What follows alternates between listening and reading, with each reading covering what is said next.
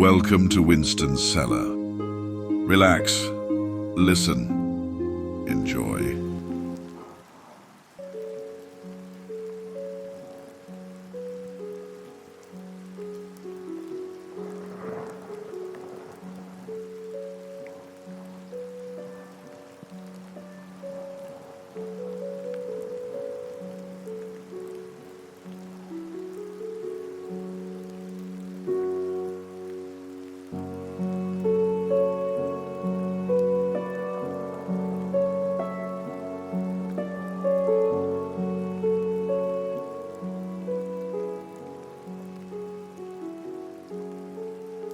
The tattoo parlor.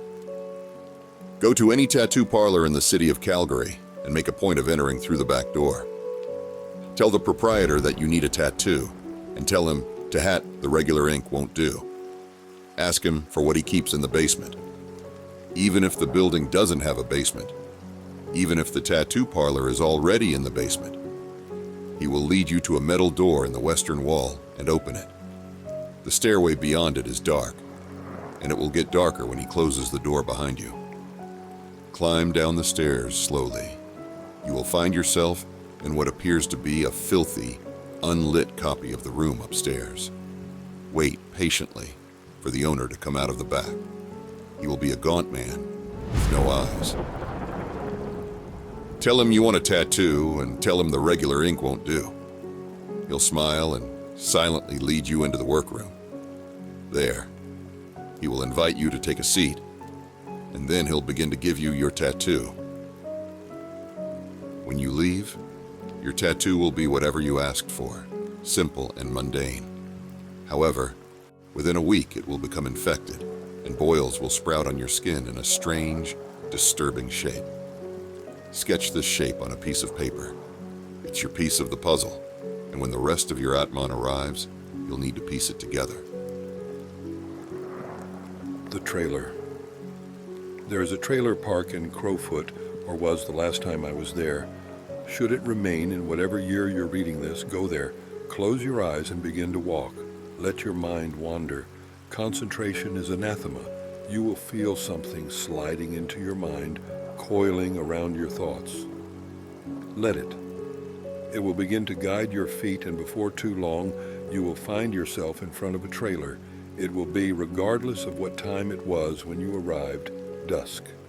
Enter the trailer. The inside will be surprisingly dingy. The faux wood paneling, shag carpet, and off-putting smell of age will lend the room a particular feeling of datedness and discomfort. A man dressed in a black suit with blue piping will be sitting on the couch. He will look entirely incongruous with a sharp haircut and sophisticated demeanor. He will be watching the television, but the programs will be highly unfamiliar, the language impenetrable. The man will seem nonplussed by your presence and offer you something to drink, except the worst fairy food will do is vanish when you leave. After a time, he will ask you a question about the secret history, some minute detail that seems significant when you're living it, but in retrospect, seems only the debris of other people's lives. Tell him what he wants to know, and he'll nod with approval. You will be allowed to spend the night and crash on his couch. Your dreams in the trailer will be long and strange. When you awaken, you will remember nothing. But over the next week, everything you must do will seem intuitive and easy, as if you have done it before. Should you fail to answer his question, his expression will grow dire, and you will find yourself unable to speak for the remainder of your days. Mountain View Cemetery. Located at Mountain View Memorial Garden Cemetery, you will find a mausoleum in the center of the graveyard. The outside will be made of marble and very plain, except for 4 pillars in the front and 13 birds carved into the stone. The door will always be locked except for midnight on a full moon. When you open the door using only the moonlight, you will see a sarcophagus and a bloody aged mattress next to it lying on the floor and nothing else. Artificial light of any kind will conceal the mattress within the shadows. Upon entering the tomb and closing the door, You will be consumed by the darkness. You will not be able to see anything. Crawl on your hands and knees to the mattress and lie down. Soon you will hear cement scraping, light breathing, footsteps and shuffling as though there is someone else in there with you constantly throughout the night. If you can fall asleep before dawn when you wake, you will only need 3 hours of sleep a night from that point on. If the sounds keep you awake when you exit the tomb, you will only be able to sleep for 3 hours a night and will slowly descend into madness. The drive-in. The drive-in hasn't had many customers in years, if it ever did. It doesn't have the iconic appeal of Peter's. It doesn't have the cult appeal of that red bus. And it definitely doesn't have good food. It's never even managed to cash in on any retro appeal since it was built 10 years too late. What it does have is a large denim-clad regular who always seems to be seated regardless of the weather at one of the concrete tables out front. If you look past the person who takes your order into the kitchen, you can see photos tacked up on a bulletin board that go back to when the drive-in was founded in the late 70s. The man, utterly unchanged by time, is in them. At night, he actually goes inside the drive-in to sleep, although he's definitely not the owner, and if asked, the staff claim not to notice him in the photographs or outside the building. If you ask him how he stayed the same so long, he'll tell you that it's force of habit and refuse to talk about it any further. If you ask him why they let him sleep inside, he'll claim that he works there in some function and likely tell you to mind your own business. If you want a straight answer, you'll have to ask him, why does the drive-in run through so many staff? But be careful. It's never wise for the fly to harass the spider. The locked ward. Most elder care facilities have some kind of locked ward if they deal with dementia cases. The Colonel Belcher doesn't deal with hoarders or undressers or any of the other worst-off cases, but about a quarter of the top floor has been locked ever since it moved to its new location, a handful of blocks away from the coroner's office. Residents claim that nobody ever goes in and nobody ever goes out. They complain about the smell, they complain about the sounds, but few people tend to care about the elderly and their complaints. While the main door into the locked ward is secure and hasn't opened since the facility did, it is possible to get in through a janitorial closet nearby. A set of coveralls hangs on the wall opposite the door. If you unzip the coveralls, you will discover a hole behind them that leads into the locked ward. Be warned though, the coveralls cannot be unzipped from the other side. To this day, no one has returned with a satisfactory answer. In fact, all anyone ever agrees about is that the locked ward is very dark and very hot. The pen. There is a pen in circulation in the city. No one seems to be able to hold on to it for long. It's always left on a desk at school or loaned and not returned. The pen itself is nondescript, a plain white bic that writes in either black or blue ink, depending on whose account of its history you believe. The pen is remarkable in that it is only capable of writing the truth. If something untrue is written with it, the pen will appear to be out of ink. Locating the pen is difficult, as it moves almost of its own accord, but you can easily locate it by sympathy. Break open a pen of the same color and rub the ink on your palms. When the pen draws near, you'll feel your skin begin to tingle, and whoever owns the pen at the moment will leave it in your hand at the slightest pretext. The unfortunate side effect of the sympathy is that the pen's honesty rubs off on you.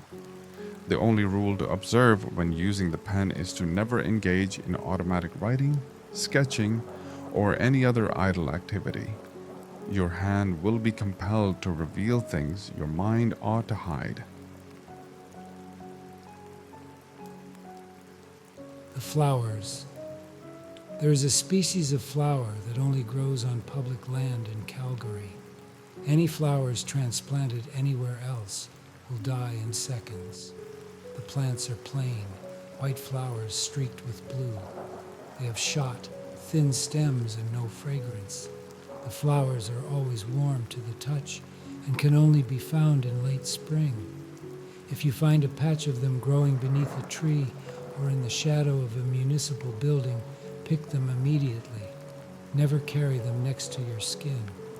Instead, wrap them in paper towel or cloth and carry them home. Reduce the flowers to a fine powder by first drying them and then grinding them down to nothing with a mortar and pestle or blender. Store the resulting violet-colored powder in a small leather bag. No other material is safe, and carry it on you. The wheels of bureaucracy will turn smoothly for you. Forms will never be lost, more ID will never be required, and nothing will have to be filled out in triplicate. However, the powder's odorlessness will eventually permeate your body, robbing you of your own scent and your sense of smell. The public washroom. Sanford, I went to use that new washroom downtown, the one that they did a story about on the CBC. If this washroom is good enough to be on the news and they are spending my tax dollars on it, I want to at least get some use out of it. Besides, I thought it would make a good entry for my blog. I sat down on the shitter and started to get lightheaded. When I woke up, it was 6 hours later and I was in a public restroom in Riley Park. There was a new scar on my stomach that I do not recognize. You owe me for this, SJ. I went to the washroom like you said, and I definitely saw signs that they were involved. Illusory concealment of blood, the smell of allspice. The signs are unmistakable. I know you said you thought we should let it be, but I'm going to go back tonight and try to burn it down. Jess P. Relatives of Jessica Pearson are reeling today after the 19-year-old art student vanished. Although police are making inquiries, they hold little hope that she'll be found alive. The baggage claim. There is a secret baggage claim beneath YYC where they keep objects of interest that passengers leave in their checked baggage. Entering the claim is problematic. It is only accessible on Mondays, Wednesdays, and Fridays, as these are the days that they are absent, and entering on a day when they are present would mean certain death. On these days when it is safe, book a seat on a domestic flight and travel to the dingy section of the airport terminal's food court. Look for a small, dirty counter where Italian food and pizza is sold. Tell the clerk that you left your bag in the kitchen when you worked your last shift. The clerk will accept this pretext and let you into the kitchen, as though you were in fact a recently laid-off employee. The kitchen, which is shared by all the franchises in this corner of the terminal, is dominated by a staircase that leads up into the blank roof. Climb it, and keep climbing when you reach the ceiling.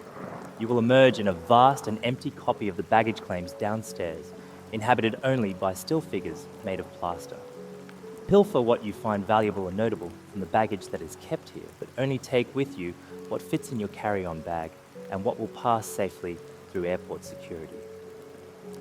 Larger or more conspicuous objects, such as the still whispering heads of saints or the monitors that show the state of your soul, will have to be left behind. Then leave, get on your flight, and lay low for a time in another city. They will soon find out what you've done, and they'll want their stolen property back.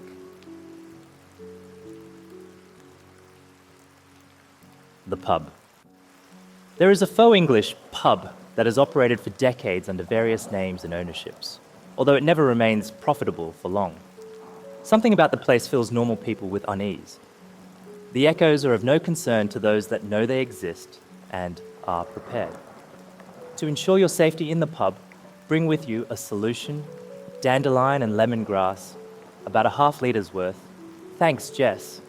The solution will repel any existential or psychic hazards. The pub remains solidly uninteresting for most of the day, but around closing practitioners and acolytes begin to filter in. The owner remains in the back room, unwilling or unable to mingle amongst his unusual patrons. In a show of deference, the most recent owner replaced all of the steak knives with black-handled alternatives. The pub is a meeting place and focal point of the local community. The pub's echoes remain a mystery despite its closeness to the community. Despite decades of patronage, no one is able to determine the cause of the echoes, or why drowned bodies appear in the restrooms and kitchen after closing only to vanish in the morning. The vase. There is a vase perpetually for sale in the city. It moves from urban barn to thrift store, to home decor shop to thrift store, and then back again. The vase itself is tall and thin, fluted in shape, and often empty. Water doesn't seem to stay within the cool confines of the vase, boiling off of it if it is ever added. No one seems to hold on to the vase for long, always returning it with fraudulent receipts or hawking it. This S because if the vase is placed in a home, all the water within will begin to boil.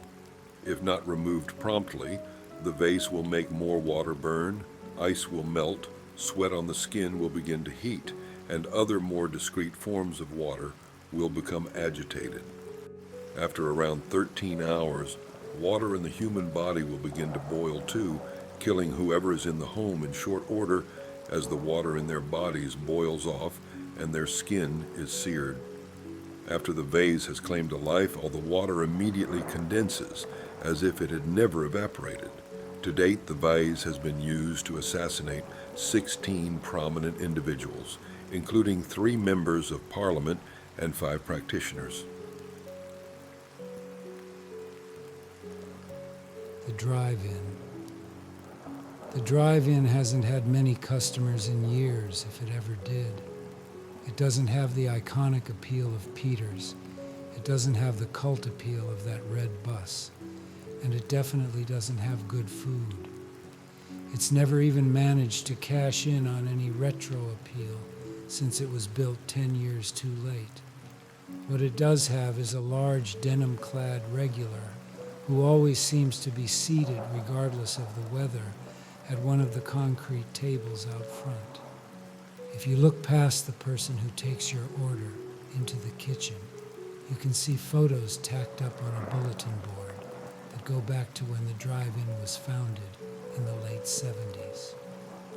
The man, utterly unchanged by time, is in them.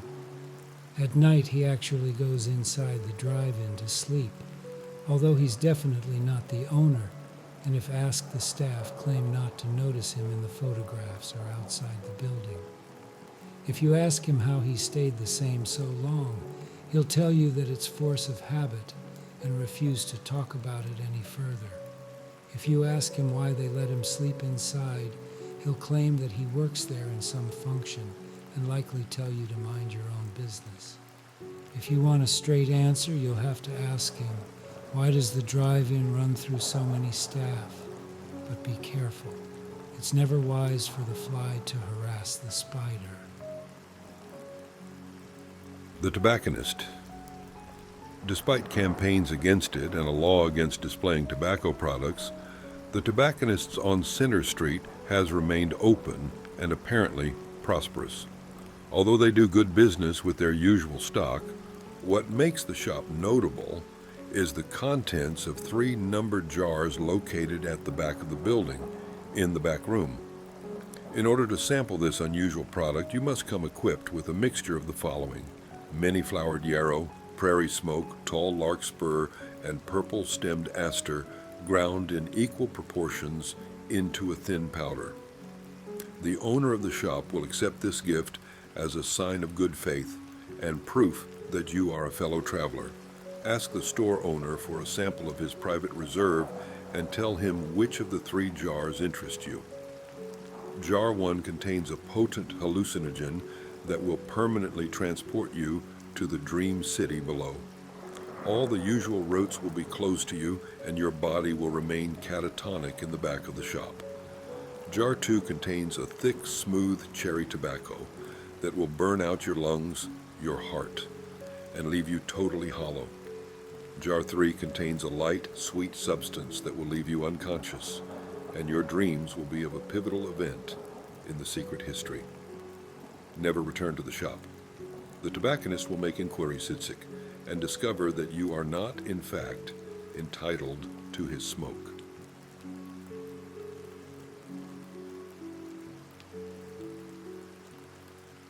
The circus.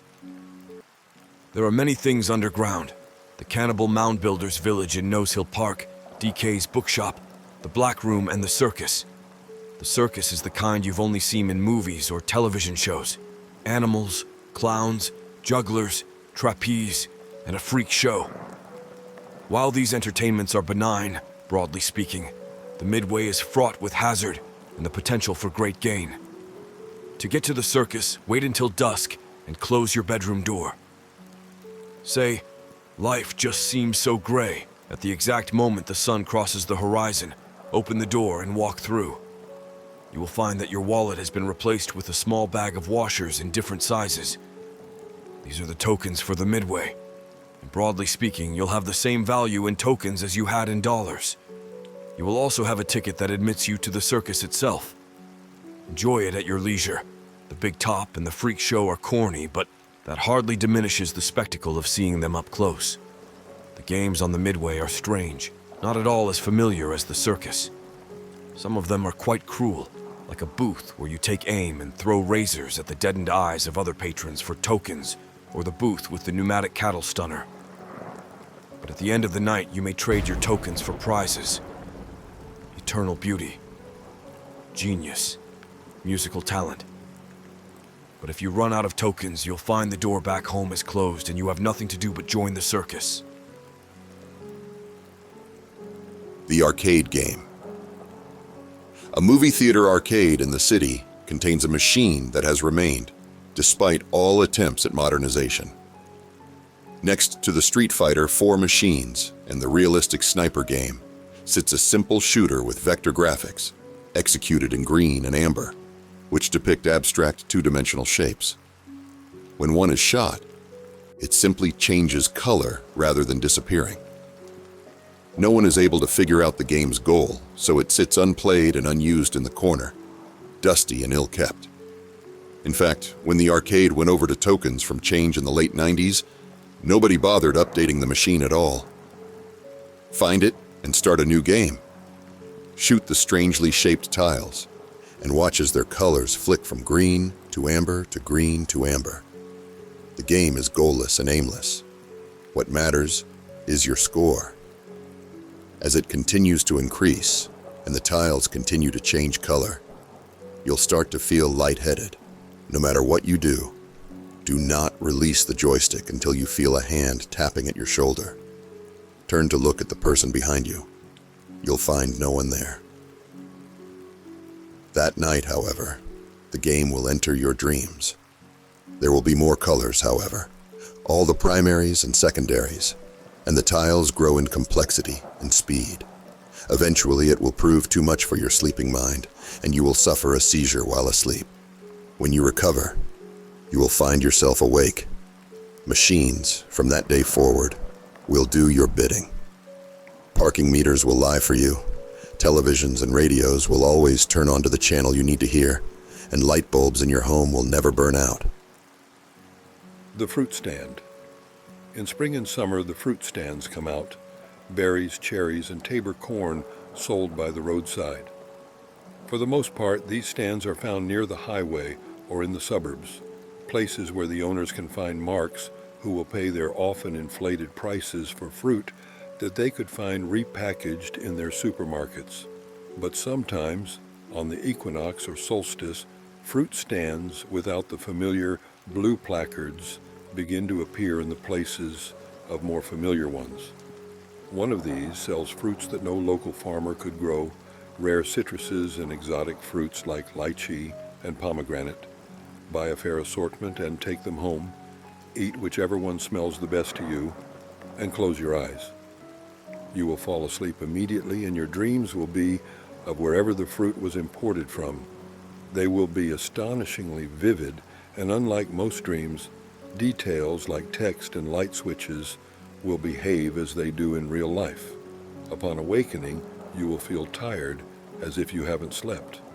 Any actions you took in your dream will play themselves out in whatever locale you dreamed of over the next 24 hours, but there will be no way to trace you to them. The school bus. In the southwest of the city, if you keep your eyes open, you can sometimes spot a broken down school bus in an alley between two houses. Strangely, the name of the school or company on the side of the bus is written in a strange script that looks like Arabic, but isn't. The bus's windows are covered with blankets that have been hung up inside like curtains. The doors will be locked, and anyways, entering without asking is frowned upon. Knock on the door and wait for it to be opened. If it isn't, then you're not welcome, and you should never return to the alley. If it does open, however, and you've been keeping your diet haram like a good boy, go inside. There you will encounter a woman of Middle Eastern descent. She will be nude, other than a veil, and her voice will be so soft that you cannot hear it. A handful of neighborhood children will be seated at the back of the bus, playing with jacks or Pokemon cards. She will gesture towards them, as if she sees you as just another one of the neighborhood kids. Relatively speaking, in terms of age, that's probably all you are. Shake your head, though, without speaking, and instead gesture towards the makeshift bed she's made in the aisle. She'll shoo the children away. There, on the bed, you will experience unimaginable burning pleasure, and every word you utter in the throes of lust will come true, good or bad. However, if you turn out to be a bad boy and kiss and tell, impotence will be your only reward.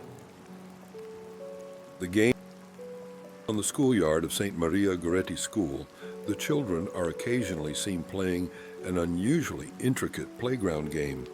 All grades participate, and all the students take their roles in the game with unusual seriousness. It begins with call and response that slowly moves up the grades. The first grade students ask, "Whose was it?" Then the second graders reply, "She who was found." The third graders then ask, "Who lost it?" And the fourth graders answer, "The boy with the knife." The fifth graders then ask, "Whose was it to take?" To which the oldest students answer, "The Lord above." The game then grows more complex, the students arranging themselves into three groups. One, half boys and half girls, circles the other two in a slow, menacing circle. One group stands at the center of the playground, carrying out a mock funeral for a teddy bear or baby doll one of them brought from home. The third group stands between the other two, not in any sort of order beyond a vague suggestion of formation. If any of the students are asked about the game, they will appear confused and not know what you are talking about. The school ID. Periodically, at bus stops throughout the city, a small brown wallet turns up. The wallet is empty other than a school ID card dated for the 2003 to 2004 school year at Queen Elizabeth Junior/Senior High School. The card is yellow and a magnetic strip has been crudely pasted over top of a barcode on the bottom of the card. Identical copies of the card and wallet are known to exist. The photograph and name have all been scratched out. Only the school logo and the words Grade 08 are visible. When carried in your pocket, the school ID card makes you appear to others as you did when you were 13. Your clothing will resemble whatever you typically wore at the time without being too specific to any year. Despite this, the card will be accepted as acceptable proof of age as though it were a driver's license with a date of birth 18 years to the day before the current date. Unfortunately, prolonged exposure to the card makes its effects permanent. The other Calgarys. There are 7 Calgarys, including the one that you know. The ways between them are many. The ambulances and cabs of yesterday, the secret roads, a wrong turn in the plus 115 walkways. There are innumerable ways for a poorly educated and sloppy acolyte to find themselves lost in the alleys of one of the other cities. Our own is hazardous enough to those awakened and aware enough to walk in dark places, but not enough to see the hazards.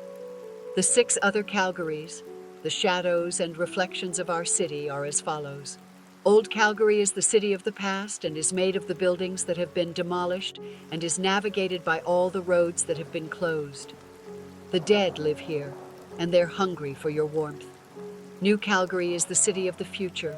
All the buildings we have yet to build, and all the people who have yet to be born in the city dwell here. The sky is dark, full of ominous clouds. Treat it as a canary for predicting our own end. Write Calgary as our city as it would be if it were perfect. The buses run on time, it's always sunny, and everyone smiles. Some say that our Calgary is just a shadow it casts, but they're wrong. The people there have too many teeth. Left Calgary is our city as it would be if everything were wrong. The sprawl, the traffic, the crime, and the violence are as they would be in our nightmares. It's my theory that the poor souls trapped here are doing penance for us. Dream Calgary is where the city's denizens go when they sleep. Anything is possible here, but nothing is true or persistent. Those that dwell here forever are a sorry lot. This is the safest reflection, but it still isn't safe. Mirror Calgary is where your reflection lives. If you find yourself here, run as hard and fast as you can back to the proper city.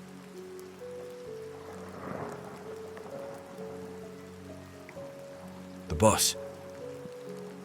Although they're being phased out, the city still has a number of the old GMC buses, the kind that you step up into.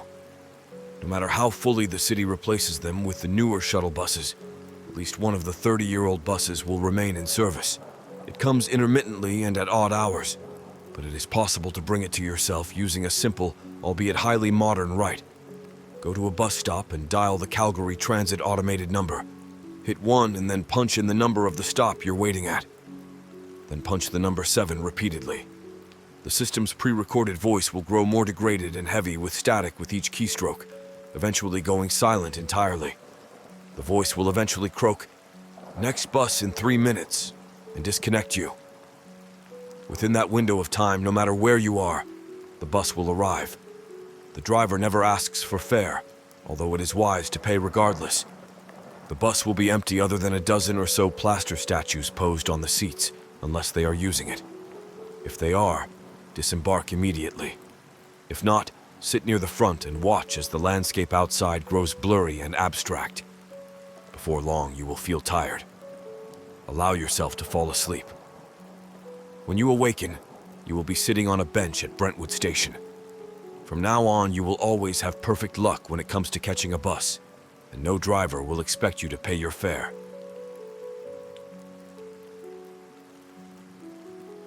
The Black Room. Beneath every train station in the city of Calgary, there is a deep, perfectly round chamber made of black marble. Each contains indistinct shadows of furniture and residence that when they are combined yield a single, solid, populated room that coexists beneath every station at once. This only occurs whenever there is an accident on the tracks that results in a death. After the blood is spilled, the spheres melt together and become a normal, albeit difficult to get to room. The easiest way in is through the elevator in Brentwood Station. Smear the blood of the sacrifice on the buttons and punch them in ascending order, including door open and close buttons. When the elevator reaches the top of its admittedly short shaft, it will drop suddenly. The elevator will lurch to a stop and the doors will open, admitting you unharmed to the Black Room. The marble will have faded, becoming something more angular and familiar, a somewhat antiquated washroom. The tub has clawed feet. An attendant stands next to the lift door to offer you towels and the like. All in all, it's the picture of luxury. Step into the room and turn the water on in the tub. The water will be scented, mint, allspice, or vanilla. The mint will totally refresh you, leaving you perfectly relaxed. Vanilla will imbue your skin with a youthful glow for a week, after which your body will begin to deform with the weight of your sins, as though they were a great burden hooked into your skin. The allspice will grind away all of your sins and cruelties, leaving you utterly and totally forgiven. The trash bin. The day before garbage is collected, go to the Hillhurst Community Center and walk about a block west of the large field behind it. Then cross into one of the alleys. Do not wear anything you are particularly attached to, and be sure to bring with you rubber gloves. Look at the houses, the line the alley for one, with a peculiar-looking trash bin made to look like a miniature dumpster. Flip the lid open and take the garbage out when you find it. Do not pause to examine it there. There is no time. Lay out a tarp on your floor and open the bags onto it. There will be 3, 2 of which are simple household garbage. The third contains strange, horrible things. Deformed human body parts wrapped in barbed wire, the skulls of children with too many eye sockets, and papers written in some language that you won't be able to understand. Sort through this, as disturbing as it may be, until you find a human hand. Each finger will have a simple green ring on it. Keep the green rings in a lead-lined box until the day you need them. When you do, place one on each of the fingers on whichever hand you write with. Place a pen in the hand and hold it to paper, and you will find your hand moving of its own accord. It will write, sketch, and otherwise communicate exactly what it is that you must do. But the man whose garbage you pilfered will arrive within an hour to take that hand away. The Orange Room. Hey Sandman, I bring greets from the Spheres. Eddie and Matt said you were working on a little guidebook. Smart move. They've been catching a lot of kiddies in their webs lately, and we need all the help we've got. I'd like, if I could, to contribute. You ever hear of the Orange Room? Me neither. At least not until last weekend. I met a guy at Back Lot. Kinda chubby, geeky techno-goth. You know my type, I like to fuck practitioners. Anyways, he says we should go back to his place, so I say, okay.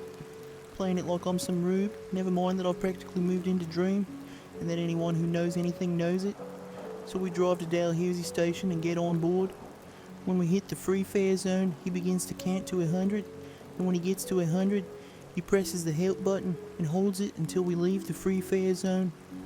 The train keeps going, and it keeps going after it reaches the last station, and it stops in this underground station that's all orange and British. He leads me upstairs, all giddy like he's showing me the kind of thing I've never seen before, which isn't true, but I'd pretend for his sake. Anyways, the Orange Room is like this old place, Victorian I think. Everyone has an accent and talks about how the war is going, which I think is World War I. Anyways, the only guy in the room who knows what year it is this little old man who recognises me and runs my ass out. Don't know how useful it is, but I wouldn't recommend going back. Place stunk of allspice. I bet that little faggot was a trap. Keep safe, Sandman. Nick Maharis. The terminal. Take the C train to the furthest north station in the free fare zone. Across the street from the station, you'll see an office building. Walk in and head up the stairs on the right to the mezzanine. There's a door on the balcony that goes to a women's washroom, but it's locked. The washroom is part of the lease of the business, which rents the right side of the mezzanine, and they access it with the code 9620. Don't enter this code into the metal lock. Instead, punch in 4511. Instead of opening onto a washroom, the door will open onto a small closet with no furnishings other than a cheap office chair, a folding card table, and a terminal from the late 70s. The terminal's screen will be blank other than the phrase, "What is your name?" Type your real name or, if you're feeling adventurous, your online nickname. There will be a lot of lag between the terminal and wherever it's connected to, but soon more words will appear, all of them questions. Answer them. When the terminal's owner is satisfied, it will turn itself off. For the rest of your life, every piece of electronic equipment you try to use will just work out of the box with no difficulty, but you'll feel nauseous if you get too far from a wireless signal. The pit. Downtown, they're working on some serious construction and probably will be as long as the boom goes on. Construction means building up usually, but it also means digging down. If you wander the area down around the Palliser, you'll eventually find the pit. Deeper than deep, it's supposed to house basements and sub-basements, and a huge parkade for the building that is being built on top. Sometime after midnight on any given day, climb over the metal rented fencing and climb down into the pit, careful to avoid notice by anyone or anything that might be there after hours. In the center of the pit, you will find a blue tent. If the lights within the tent are white or yellow, leave as it is most likely occupied. If the light, however, is a dull red glow, then it's safe. Enter the tent. Inside, you will discover the real reason for the pit, a pillar suspended in the mud, 7 feet of it jutting upwards, with glowing red veins. Unless you have come prepared, all you can do is gaze at the strange stone and then leave. But if you have brought with you human blood that is not your own, which can be acquired through a number of means, you may smear it on your eyelids and close your eyes. The glow of the pillar will penetrate your eyelids, and you will see the tent through them, etched on your retina in red. The veins will resolve themselves into words which will describe in great detail the history of the land. Never read the full history, as you must leave the tent before the blood on your eyelids dries.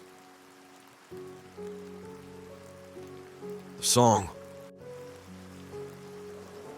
Some nights, when the moon is dark and a blackout kills all the lights downtown, the city is seized by a preternatural silence as all the televisions, cars, ceiling fans, radios, and conversations come to a stop. At this time, a song can be heard lilting through the streets and alleys. If you are downtown when this happens, follow it. You needn't worry about where it takes you.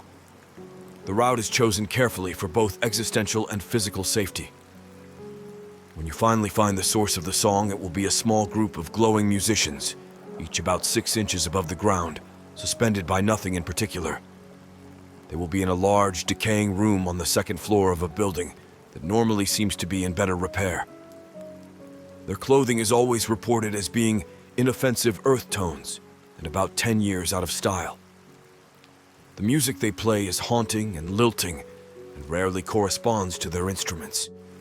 It will be sweet and quiet once you actually find it, despite the great volume it must have had to be heard blocks away.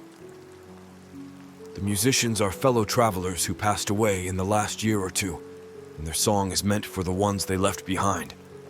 It is the most profoundly sad song you will ever have heard. If you don't recognize any of the faces, you will be left with a profound sense of melancholy that will never leave you until after you die. But if you do, you will be granted catharsis, and all your sorrows and rage will be burned away.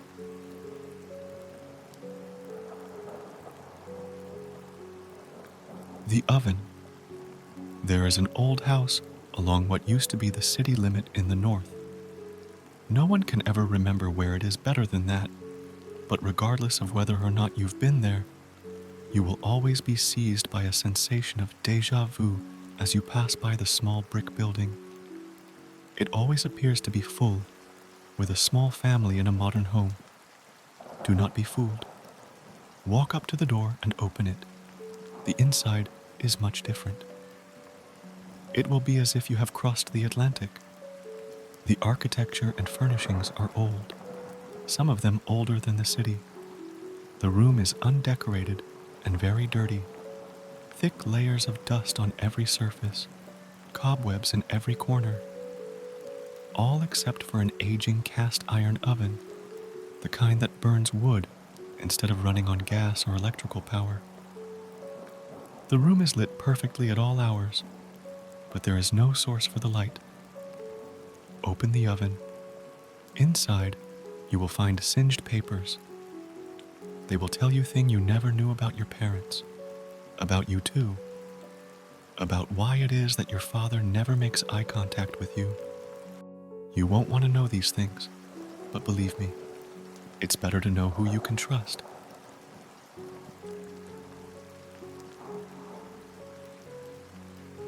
The payphone trick. In Ogden, between the hours of 10 o'clock p.m. and 2 o'clock a.m., a locked door in the back of a 24/7 convenience store will be opened.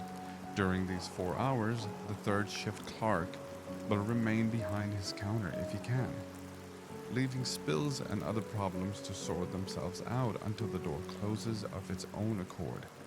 If you arrive during this hour, walk through the door and close it behind you. The door leads into a small room made of bare concrete. To your immediate left is a disused washroom. Don't open it under any circumstances, as they haven't cut the bodies down since 1995. Instead, turn right and look at the payphone. It's old enough that it still has metal keys and an AGT sticker. The handset has been separated from the phone itself, but if you lift it to your ear, you'll hear a dial tone. Put a quarter into the phone, then dial. Never, under any circumstances, call a cell phone. The phone will ring twice, and then you'll hear whatever occurred in the room the phone is currently in on the day and at the time you're using the phone in the year the quarter was minted. The only exception to this is if the quarter was minted in the year you were born, in which case you hear whatever happens in that room during the moment of your death.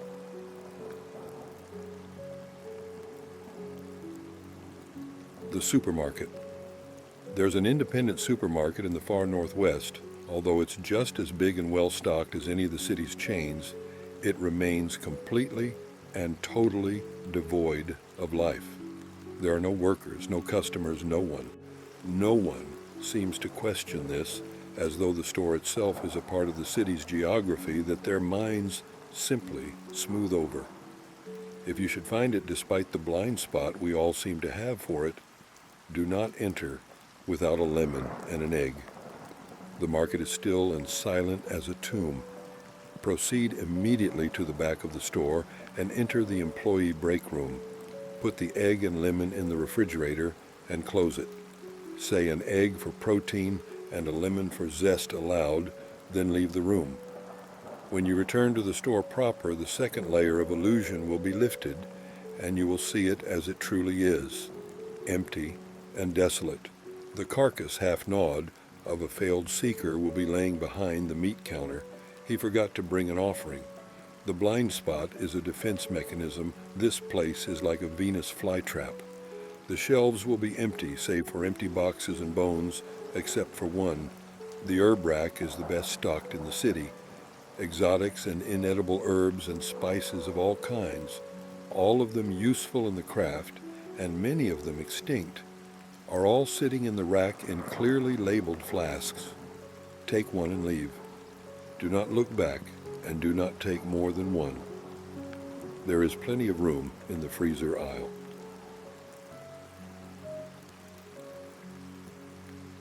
The aimbot. There is an aimbot that only exists within the city of Calgary. To access it, search for a wireless signal anywhere in the city and connect to an unsecured network. Once you're online, start a new AIM account with no contacts. The account's name must be a Western first name like John or Sarah. This is currently almost impossible since most common names have been taken. However, some more esoteric or foreign names have been found to work, as have names from antiquity. For uncommon names, the names of saints seem to have the most success. When your account is made, log in and add Pagan as a friend. Pagan will claim to be a bot maintained by the city to help tourists, and will answer any questions about traffic, weather, restaurants, theater, or any of the city's attractions in with cheery, friendly text. However, the more you talk with Pagan, the less cheery and friendly it will become. After about 2 hours of conversation, Pagan will angry and will rudely insult whatever you ask it about. After 3 hours, Pagan will begin to threaten whatever location, person, institution, or object you ask it about. After about 5 hours, Pagan will sign off. The last thing you asked Pagan about will be in some way destroyed within a month. It's vitally important not to use your real name for the AM account, or Pagan will know who you are.